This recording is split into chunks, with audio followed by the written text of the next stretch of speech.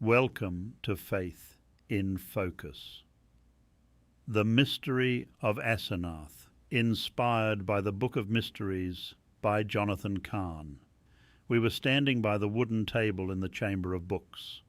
Resting on the table was an old, oversized volume bound in amber. The teacher had opened it up to a page showing a highly stylized image of an Egyptian woman, something one might have expected to find on the wall of an ancient Egyptian tomb. "Do you know who Asenath is?" he asked. "No," I replied. "A woman of ancient Egypt, the daughter of a pagan priest." The name Asenath is believed to mean belonging to and a worshipper of the god Nith. Nith was the Egyptian goddess of war. So Asenath grew up in the heart of the pagan world, far removed from the God of Israel. But she would end up marrying a Hebrew Joseph, the son of Jacob. Through Joseph, Asenath would become part of Israel, an Israelite woman.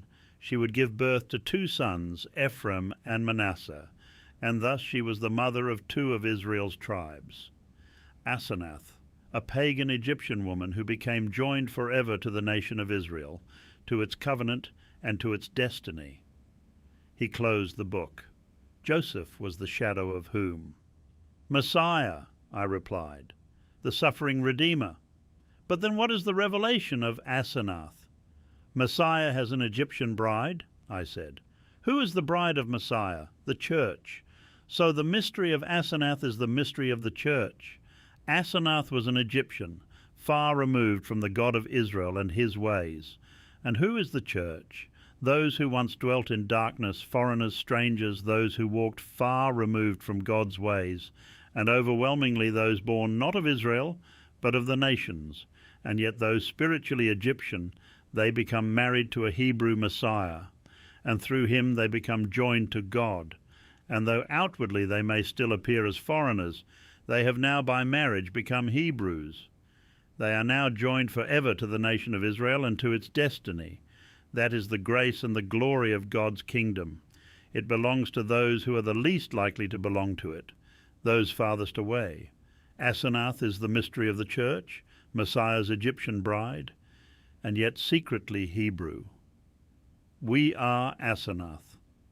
The mission: ponder the grace that brought you from far away into the kingdom of Israel, and help bring near those still far away.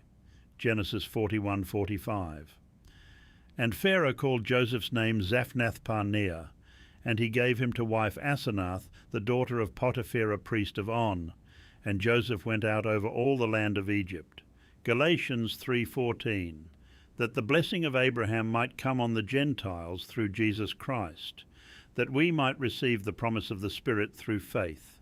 Ephesians 2:12-19, that at that time ye were without Christ, being aliens from the commonwealth of Israel, and strangers from the covenants of promise, having no hope, and without God in the world.